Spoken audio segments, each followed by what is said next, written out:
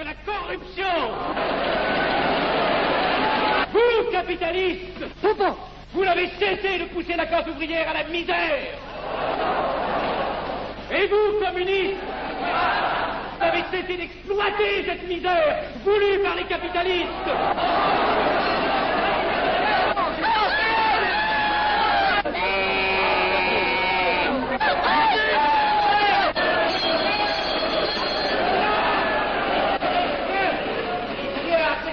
Et vous tous, parlementaires, désuets et périmés, n'insultez-pas le parlementarisme.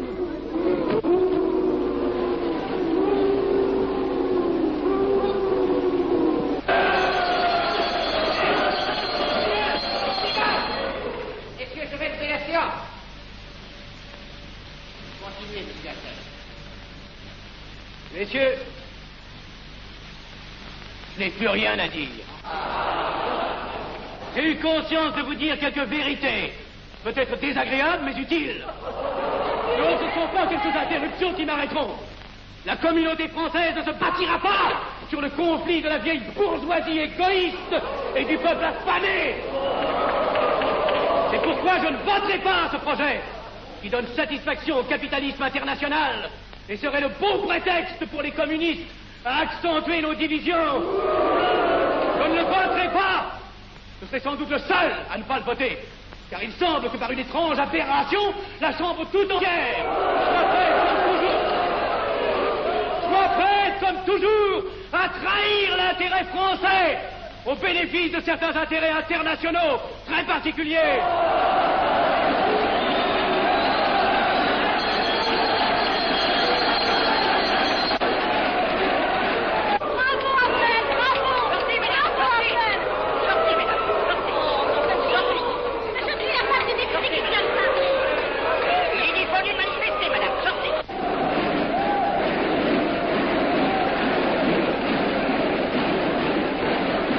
Il a du courage, ce petit Affnel.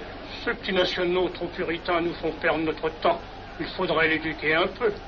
De quelle loge est-il? Il n'est pas de chez nous, mon frère Dubois. Tout s'explique. Voilà un garçon intelligent qui a besoin d'une méthode et de conseils. Présentez-le donc. Il est sensible, il faudra procéder avec précaution. Envoyez-lui la rivière, il saura le persuader. J'y vais.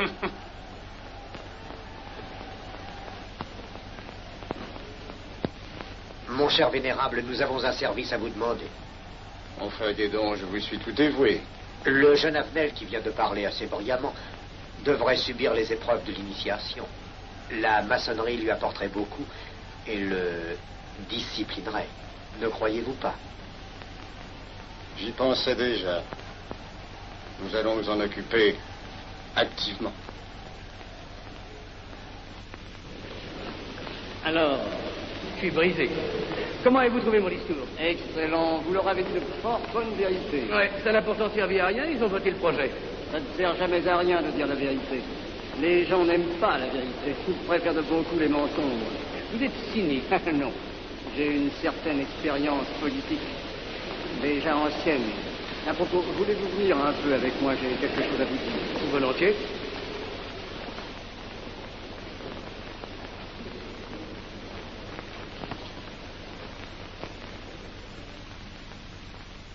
Oui, voyons, je voulais vous dire, si nous reprenions notre conversation sur la franc-maçonnerie, vous m'avez dit l'autre jour que vous étiez curieux de connaître cette association. Ah oui, on en dit tantôt du bien, tantôt du mal. Je vous avoue que je n'aime pas beaucoup les sociétés secrètes. Ah, enfin. La franc-maçonnerie n'est pas une société secrète. C'est une société discrète. Pourquoi éprouves-tu tant de répugnance à me voir entrer dans la franc-maçonnerie?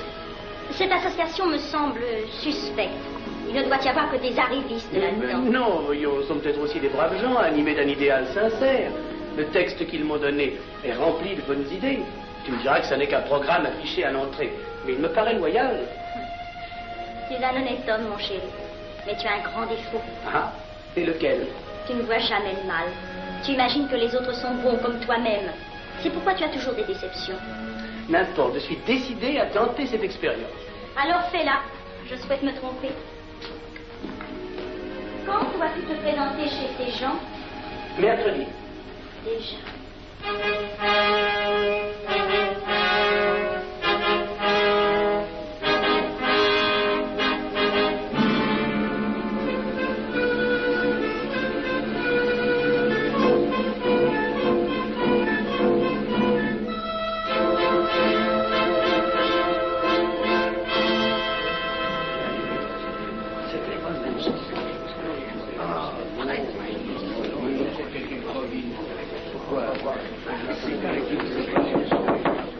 Mes frères, les travaux reprennent force et vigueur.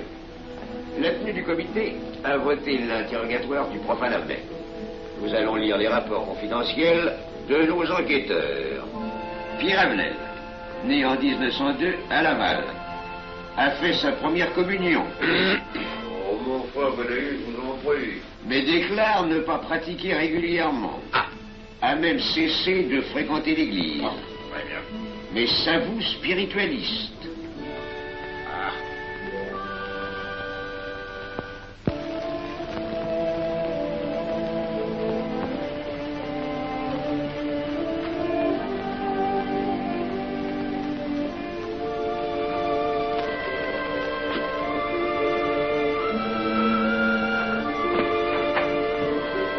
Monsieur, voulez-vous me citer? Permettez-moi de vous bander les yeux. Mes frères, le profane Avenel, qui nous est recommandé par notre frère Gainsbourg, vice-président de la Chambre, est député. Cela ne nous impressionne pas. Nous devons surtout examiner ce qu'il pourra apporter à la franc-maçonnerie. Il nous faut des gens qui servent notre ordre et contribuent à sa puissance. Pour l'instant, il paraît afficher des idées nationales un peu trop absolues. Mais enfin, je voudrais vous prévenir d'une chose. Comme il est de notre intérêt de tenir en main un grand nombre de parlementaires, il vaudrait peut-être mieux ne pas lui poser des questions qui pourraient le choquer. On nous le signale comme assez sensible sur les questions spirituelles ou religieuses. Quand il aura travaillé quelque temps parmi nous, il aura évolué.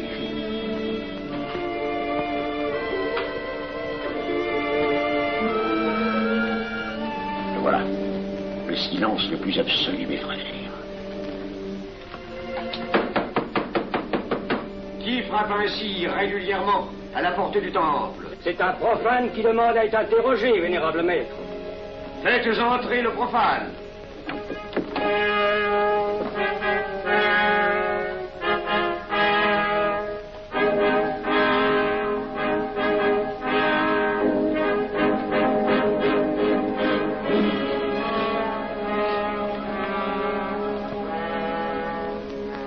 Monsieur, vous avez déclaré vouloir faire partie de la franc-maçonnerie. Mais nous désirons savoir qui vous êtes. Nous allons donc vous interroger sur vos sentiments, vos croyances, vos idées politiques.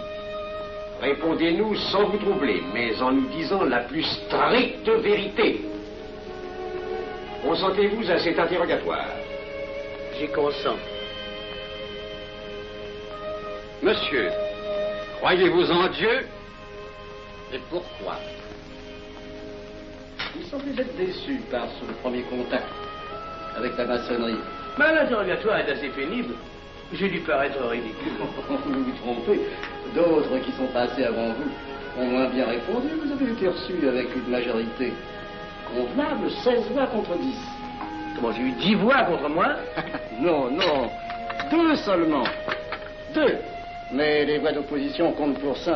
Ah, un opposant de plus, et vous étiez blackpoolé. La maçonnerie est difficile sur le choix de ses candidats. Pas assez, mon cher, pas assez. Je dois même vous avertir que lorsque vous serez en loge, vous serez déçu. Le milieu maçonnique est épouvantablement médiocre. Vous verrez que vous nous apporterez plus que vous ne recevrez. Mais ces rites dont vous m'avez parlé, ces initiations mystérieuses... De bêtises. Il y en a qui y attachent un certain sens symbolique. La plupart des maçons rient eux-mêmes de ces vieilles pratiques désuètes. Seulement, le jour de votre initiation, tenez-vous bien, les épreuves de la cérémonie ne sont pas commodes.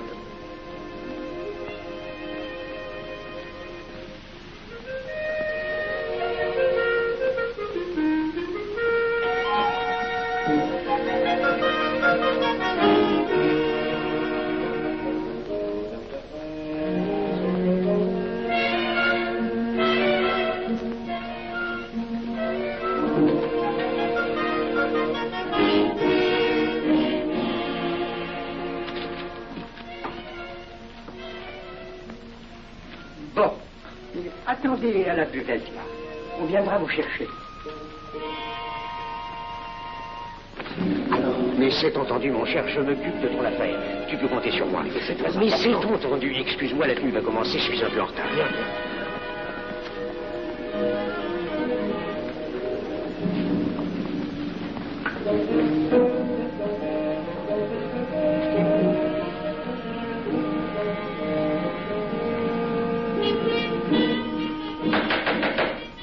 Prenez place, mes frères, nous allons ouvrir les travaux. Mon frère Durand, veuillez prendre place à l'ordre.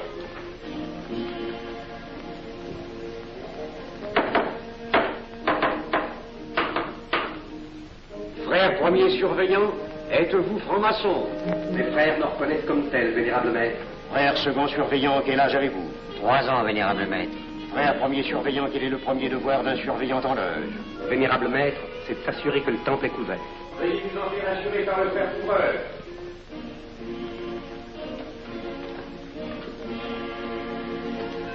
Le temple est couvert, vénérable maître.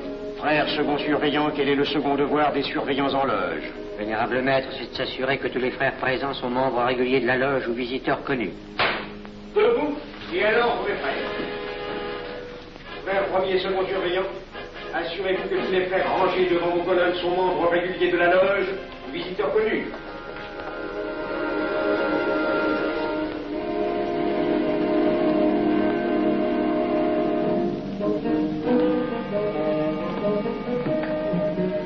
Vénérable maître, les frères qui décorent l'une et l'autre colonne sont membres réguliers de la loge ou visiteurs connus.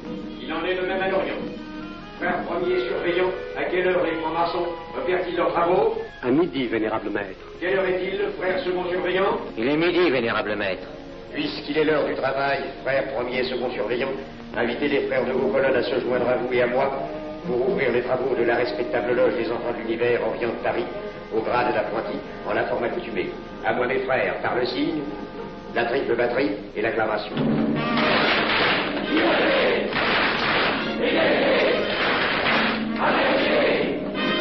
Prenez place, mes frères, les travaux sont ouverts.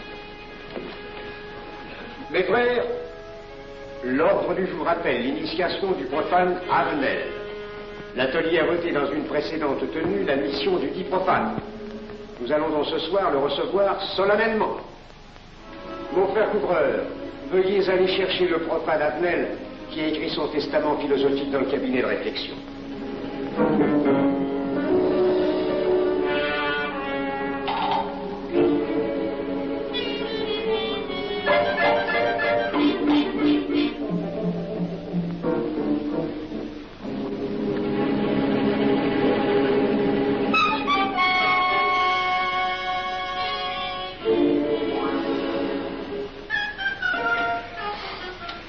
Rigolo leur truc. Monsieur, veuillez me suivre.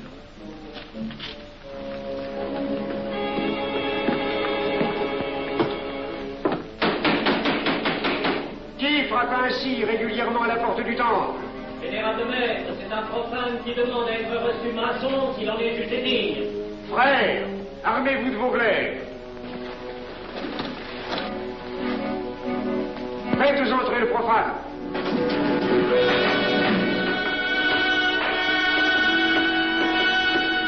Laissez-vous, monsieur.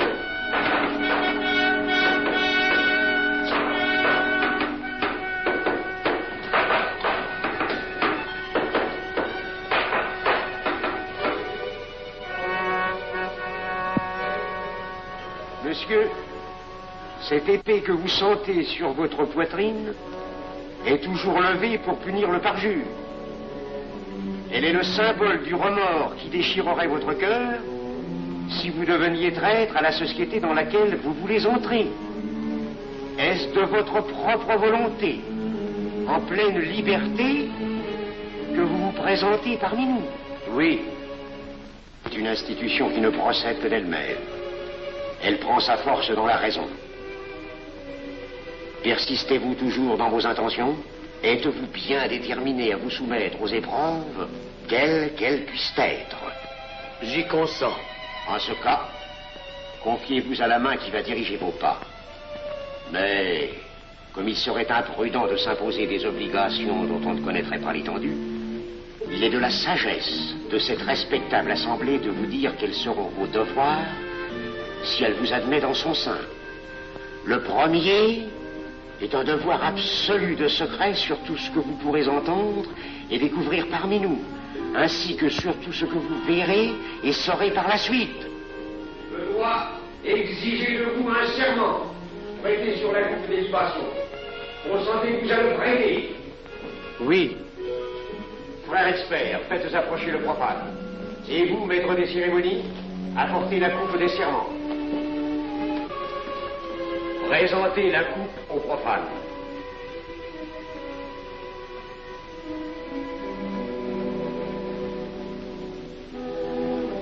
Prononcez avec moi le serment. Je m'engage sur l'honneur, au silence le plus absolu, sur tous les genres d'épreuves qu'on pourra me faire subir. Je m'y engage. Vous devez connaître toute l'importance d'un serment.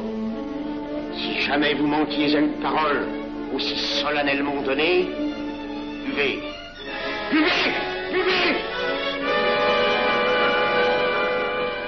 Que ce breuvage amer soit pour vous le symbole de l'amertume et du remords que laisserait dans votre cœur le parjure qui aurait souillé vos lèvres. Frère expert, emparez-vous du profane et faites-lui faire son premier voyage.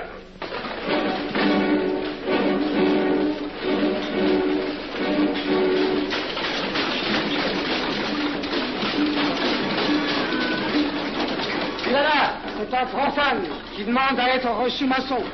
Comment ose-t-il l'espérer? C'est qu'il est libre et de bonne mœurs. Puisqu'il en est ainsi, qu'il passe.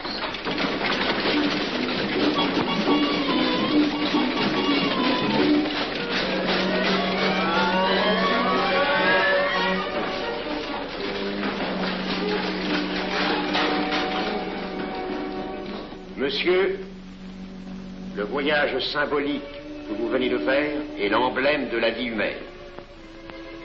Le bruit que vous avez entendu figure les passions qui l'agitent. Les obstacles que vous avez rencontrés peignent les difficultés que l'homme éprouve et qu'il ne peut vaincre ou surmonter que grâce à l'aide qu'il trouve dans ses semblables. Frère expert, faites faire le deuxième voyage.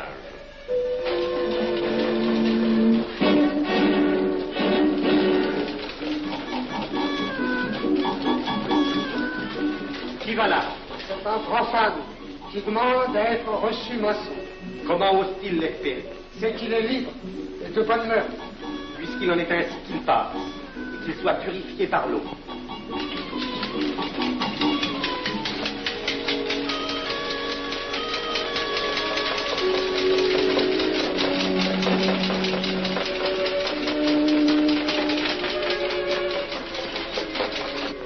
Monsieur, nous avons procédé à l'épreuve de l'eau qui représente l'épuration de votre esprit naissant à la vie maçonnique.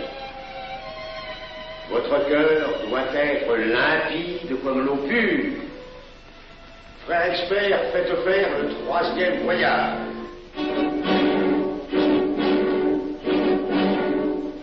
Qui va là? C'est un profane qui demande à être reçu maçon. Comment ose-t-il l'espérer? C'est qu'il est libre et de bonne mœurs.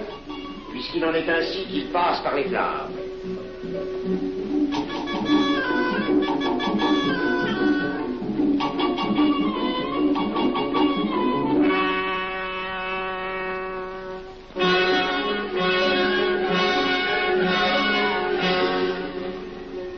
Monsieur, les flammes dont vous avez été environné ont achevé vos épreuves. L'ordre maçonnique dans lequel vous demandez à être admis pourra peut-être un jour exiger que vous versiez jusqu'à la dernière goutte de votre sang pour sa défense et celle de vos frères. Je vais maintenant vous faire prêter serment à la franc-maçonnerie. Frère expert, amenez le profane à l'autel. Mes frères, debout, à l'ordre et glaive aux mains.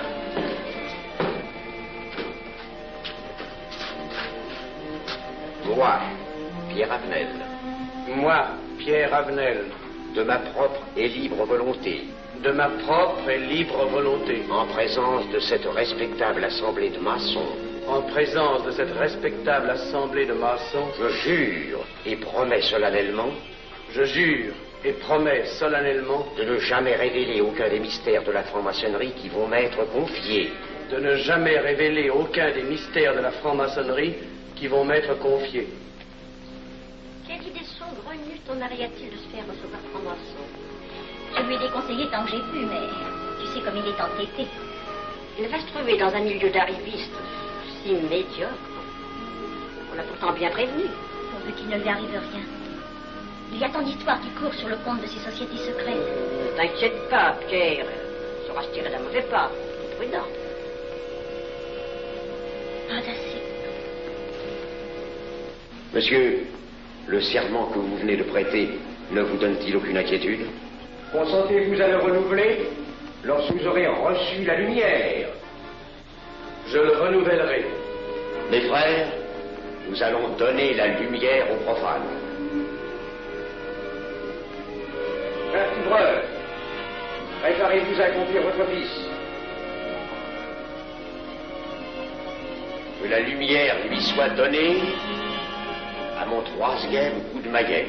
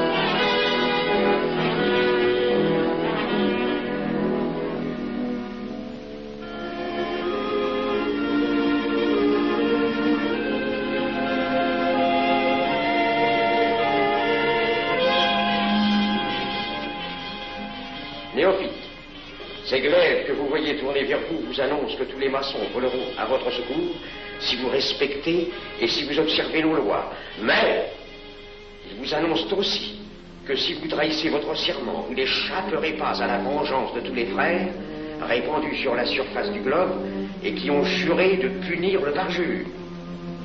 Le jurez-vous, mes frères? Nous le jurons.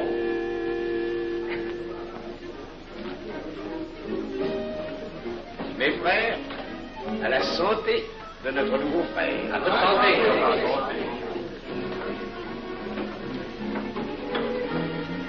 Mon très cher frère, qu'est-ce que vous pensez de cette soirée?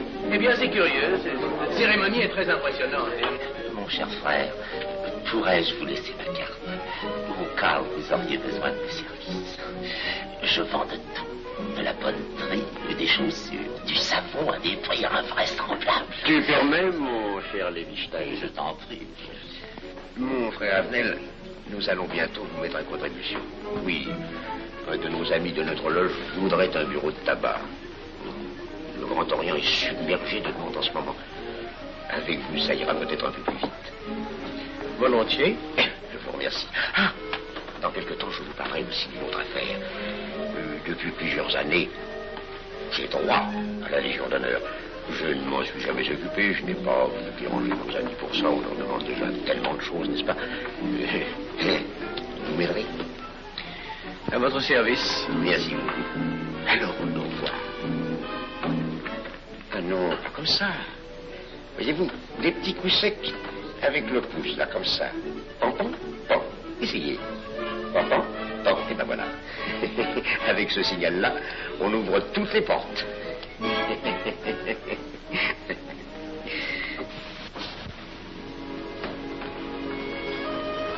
Alors, content? Bon. Tu as l'air contrarié. Oh non. Déjà déçu? Pas encore. Tu me raconteras la séance. Ah, j'ai juré de ne rien dire. Même à moi? Écoute, c'était pas ridicule. C'était étrange.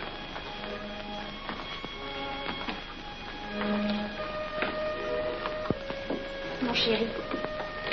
Oh, mon chéri, c'est idiot, mais j'ai peur pour toi. Qu'est-ce que tu veux qu'il m'arrive? Oh, mon grand.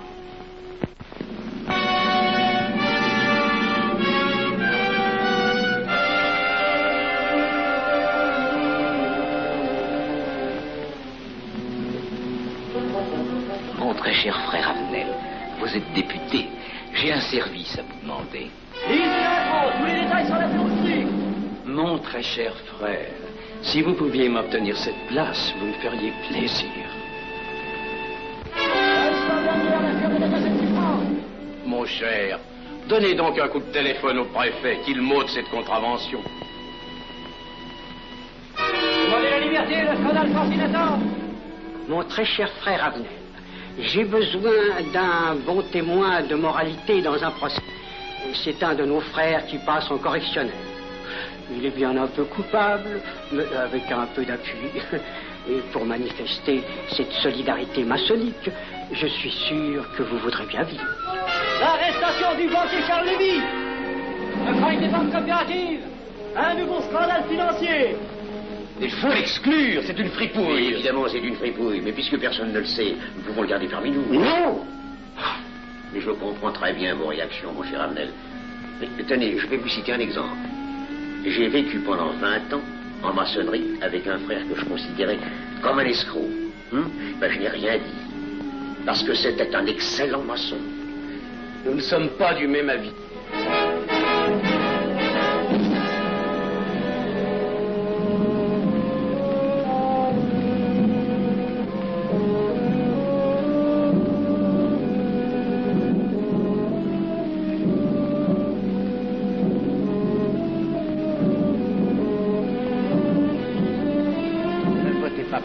Pourquoi? C'est un adversaire de la maçonnerie. Mais son projet est excellent. Qu'importe, il nous dessert. Vous n'avez pas l'air de mon avis. Non. Non, non et non, je ne ferai pas ce que vous voulez. Un vous demande de vous conformer à la discipline républicaine. La discipline républicaine et maçonnique. Je sais ce que c'est, allez, c'est une canaillerie. Mon frère, ne laissez pas vos paroles dépasser votre pensée. Oh, ne croyez pas que je suis en colère, non, j'ai tout mon sang-froid au contraire. Et c'est pour ça que je ne voterai pas cette loi unique. Vous détruisez ce pays en empoisonnant doucement. Abnel, vous ne parlez pas sérieusement. Mais vous ne comprenez donc rien.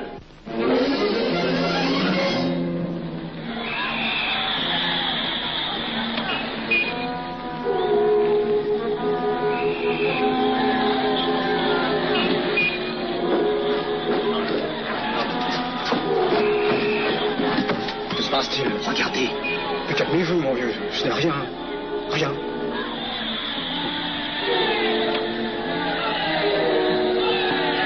Que croyez-vous qu'on doit faire? Rien. Surtout rien. Pas de pareil cas que t'attends. Et croyez-moi, il n'y aura pas d'incident. Tous ces gens vont rentrer se coucher. Ils sont fatigués de leur crier.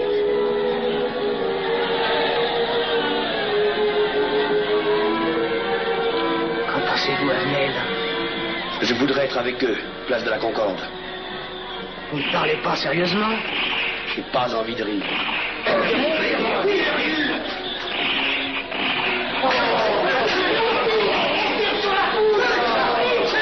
Il faut arrêter ça, oui. Mais surtout, il faut arrêter ça.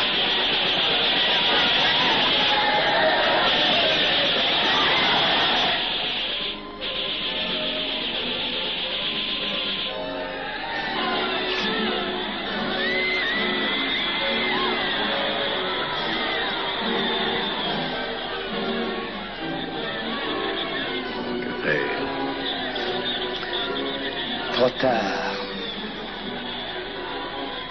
On tire encore. Coupe-feu.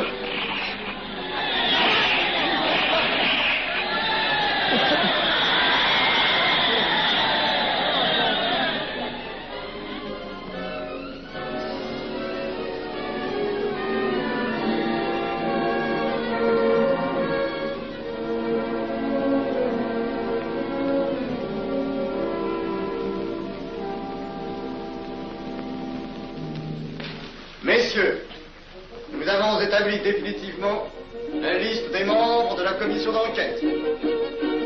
Tout le monde est bien d'accord pour la soumettre au vote de la Chambre. Pas d'objection? Le projet est accepté à l'unanimité. La séance est levée.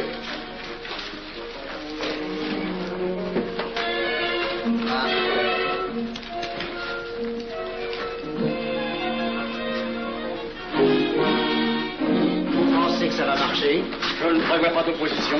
Si cela est ainsi, nous risquons de nous en tirer. Je le crois sincèrement. Nos frères députés nous attendent dans un salon voisin. Ils sont impatients de vous entendre. Allons-y. Armel.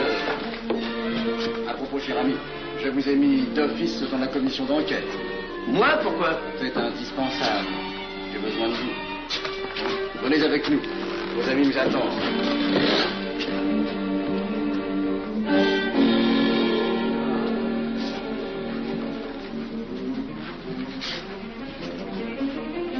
Mes frères, puisque nous sommes entre nous, je puis vous dire bien confidentiellement que nous allons traverser ces événements graves sans trop de dommages. La commission vient d'accepter tout à l'heure les listes que nous avons proposées pour la commission d'enquête. Beaucoup de nos adversaires en font partie, mais dans l'ensemble, les maçons sont encore en majorité. Rassurez-vous donc, ni la République ni la maçonnerie ne sont perdues. Elles ont traversé une crise grave. Elles sortiront renforcées de cette épreuve. Merci.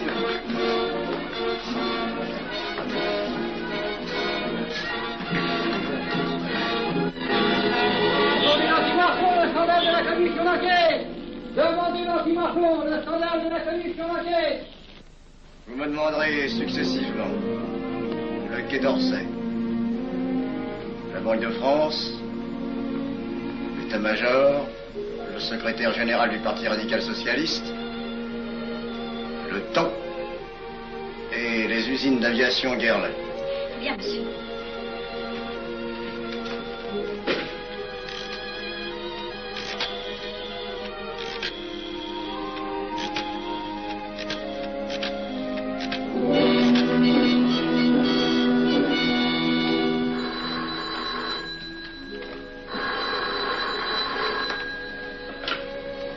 Allô, le chef de cabinet du ministre.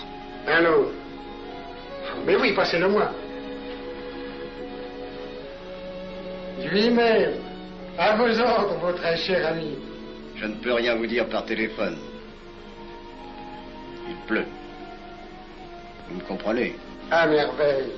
Alertez tous nos amis à l'étranger qu'en aucun cas on ne parle de nous.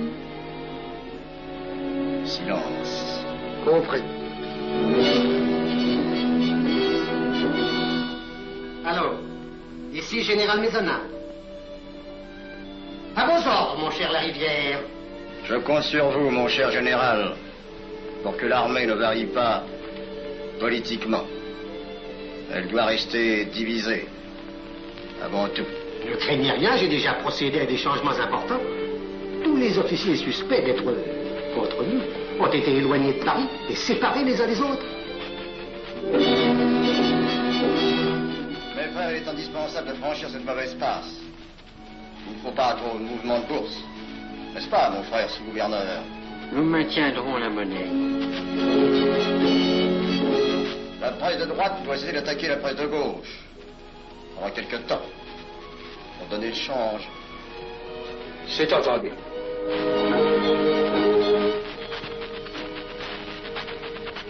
Les partis de gauche doivent faire entente avec ceux du centre. Et ceux de l'extrême gauche. De la sorte, nous contrôlons le peuple. Bloc populaire. Mieux. Front populaire. Bien. Quant à vous, mon cher Garlet, j'ai reçu ce matin une communication de l'étranger. On nous demande d'envoyer immédiatement du matériel d'aviation en Espagne. Moyennant quoi nous aurons tous les appuis politiques nécessaires. Mais prototypes. Surtout nos prototypes. Ne croyez-vous pas que ce serait dangereux pour notre défense nationale? Faites ce que je vous dis.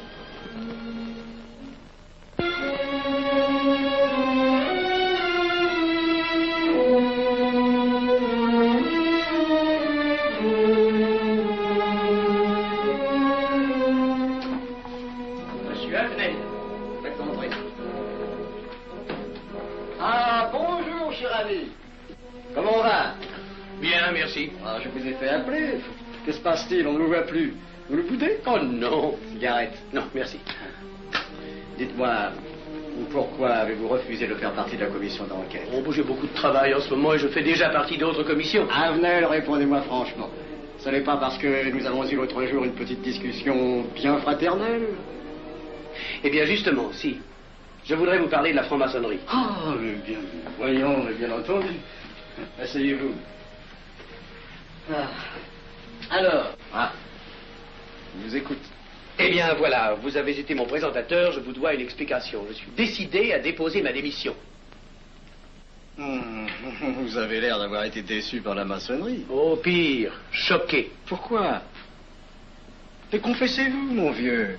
Vous ne serez pas le premier maçon qui m'aura ouvert son cœur. Qu'est-ce qu'on vous a fait? Mais à moi, personnellement, rien. Mais je trouve ce milieu maçonnique... pourri d'arrivistes écœurants. Je vous l'accorde. Ah, ben, je ne vous le fais pas dire. Oh, croyez-vous que je sois dupe? Ben, alors je ne comprends pas. Tant de vertu affichées sur le programme à la porte. Tant de mystères à l'intérieur pour ne cacher que ces petites combines, ces appétits de comitard. Je m'attendais à trouver des hommes dévoués, sinon supérieurs.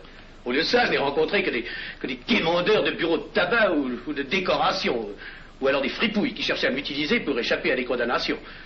En dehors d'eux, des phraseurs, des sectaires ignorant tout, ne connaissant rien de l'histoire de leur pays, rien de l'histoire du monde, rien de la politique, rien de la philosophie, rien. Ah, des cerveaux vides, mais des dents longues, et des langues folles. Et c'est cela qui gouverne la France. Quel grade avez-vous maintenant? J'ai été initié à la maîtrise il y a peu de temps. Eh bien, si vous avez le courage de vivre encore quelques années dans la médiocrité des ateliers bleus, vous passerez ensuite aux ateliers supérieurs. C'est mieux? C'est autre chose. Voyons, vous êtes 33e, n'est-ce pas? C'est le grade le plus haut dans la maçonnerie. Mon petit Avenel, je vais vous révéler, quoique je ne le doive pas, ces fameux secrets maçonniques dont on fait tant de mystères. En maçonnerie, on cache tout aux petites gens.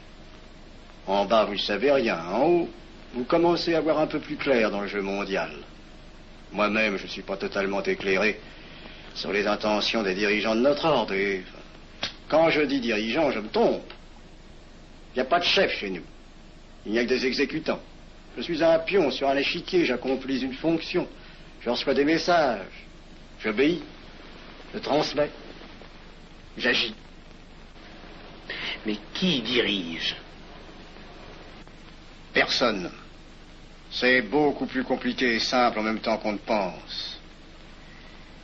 Qu'est-ce que la maçonnerie? Des groupes d'hommes qui se sont réunis aux quatre coins de l'univers pour enserrer le monde dans un réseau aux mailles infranchissables. Nous sommes 50 000 en France, 500 000 en Angleterre, 3 millions en Amérique, c'est peu. Mais c'est énorme, parce que nous formons un bloc uni d'une seule volonté. Nous rayonnons partout, nous commandons partout. Ici, 300 parlementaires sont francs-maçons. En Angleterre, le roi fait partie de notre ordre. Aux États-Unis, le président est 32e. Il n'y a pas un pays où nous n'ayons nos appuis secrets, nos hommes, nos banques, nos groupes dévoués.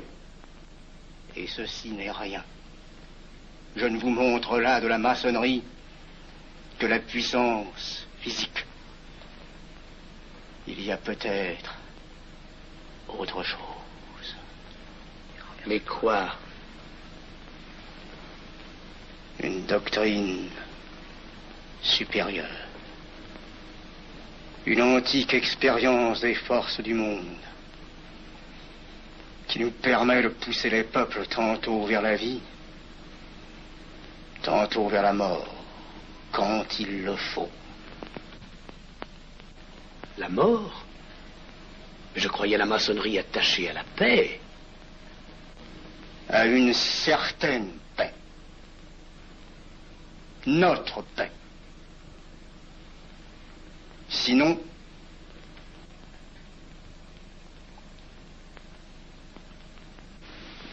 alors, cette démission? Je vais réfléchir.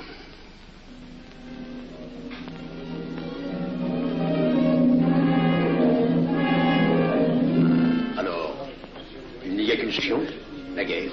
Pour réussir à déclencher la guerre, la maçonnerie a besoin de tous ses hommes. Sur combien de voix pouvons-nous compter à la Chambre?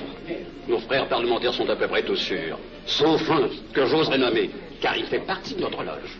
Qui donc? Avenel. Il tient des propos contre le Grand Orient et qu'il accuse de vouloir déclarer la guerre à l'Europe. Je n'ai jamais eu confiance en ce type-là. C'est une faute de l'avoir laissé entrer ici. Nous pouvons encore leur amener de meilleurs sentiments. Je doute que vous réussissiez.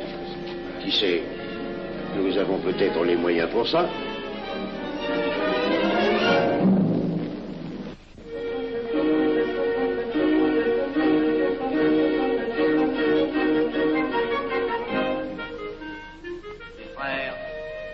L'aviation allemande n'a pas d'appareil.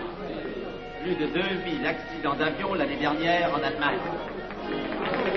La ligne Siegfried est à peine construite. Les tanks allemands marchent difficilement. Un détail entre autres qui m'a été rapporté par un de nos frères. Quand leurs tanks sont entrés à Vienne, on s'est aperçu que certains d'entre eux étaient en carton et montés sur des hautes bicyclettes. Croyez-moi, mes frères, il est très facile d'abattre le national-socialisme dont les exigences sans cesse accrues deviennent intolérables. Et libérer ainsi nos frères réduisent à l'esclavage. Jamais nous n'avons été plus près. En 15 jours, nous réglerions le sort de l'Allemagne. Notre loi régirait l'Europe définitivement. Notre victoire est sûre. C'est faux. C'est faux. Silence. Ce que dit cet homme est faux. Mon frère, je vous rappelle alors, vous n'avez pas la parole. Je le sais. Je suis député et membre de la commission de la défense nationale. Je ne peux pas laisser se prolonger un discours aussi manifestement erroné. L'appréciation de monsieur, de notre frère, Liechtenstein. Oui, si vous voulez. Sur l'état de l'armée que possède l'Allemagne sont des mensonges. Et ajoutez quoi, c'est de la stupidité. Mais pourquoi vouloir une guerre entre l'Allemagne et la France? Mon frère, vous n'avez pas la parole. Peu m'importe. Mais je tiens à dire qu'aucun motif réel de conflit ne peut être invoqué.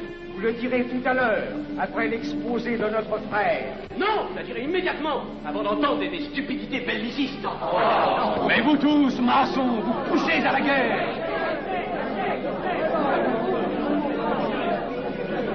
Pour que ce pays soit gouverné par vos lois, par les Juifs, et la maçonnerie surtout. Le peuple français ne se battra pas pour défendre une idéologie fumeuse, un régime ignoble, une république pourrie. Mon frère Avenel, je vous prie de couvrir le temple.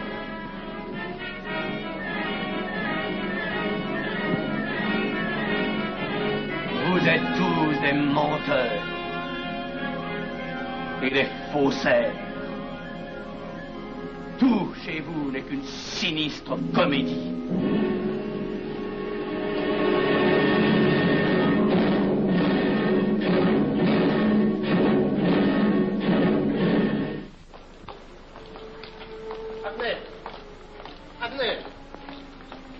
Avenel, excusez-moi, comme vous, j'habite Neuilly, c'est pourquoi je me permets de vous rejoindre. Oui, vous avez fort bien fait, monsieur. J'étais près de vous à la tenue. Je voulais vous féliciter. Oh, merci. Vous avez très bien fait de leur crier des vérités. Ce sont des fous. Malheureusement, il est impossible de leur faire entendre raison. Les événements sont pourtant indiscutables. Oui, oui. Dites-moi, j'ai des documents confidentiels sur l'action actuelle de la maçonnerie qui peut-être vous intéresseraient. Des documents? Oui, des documents. Vous êtes député, il serait utile et urgent que je vous les communique. Mais je crois bien, où sont-ils? Chez moi, pas très loin d'ici. Si vous avez quelques minutes. Oui, volontiers, allons. Alors, qu'est-ce qu'on décide? Pétard ou couteau? Le couteau, ça fait moins de bruit. Attention, les voilà.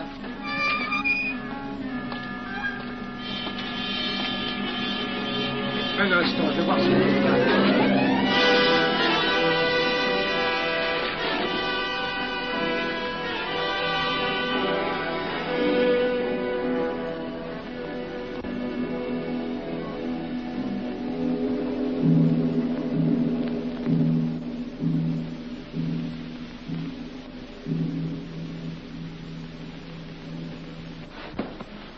t'inquiète pas, mon chéri. Tu guériras vite. Le docteur a dit maintenant que j'étais sauvé, à condition d'être sage.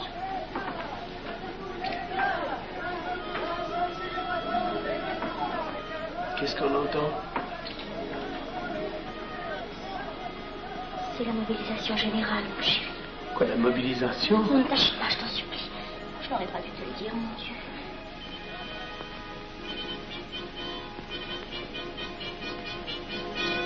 T'en fais pas, mon chéri. Tu reviendras vite.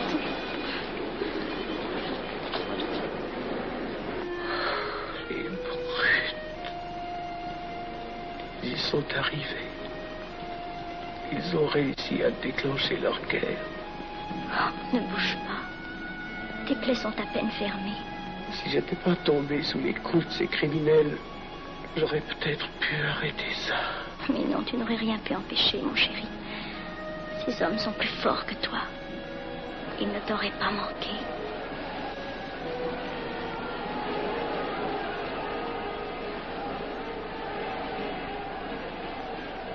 Qu'est-ce que c'est?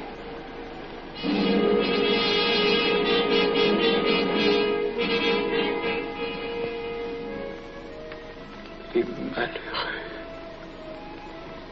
S'ils savaient ce que je sais.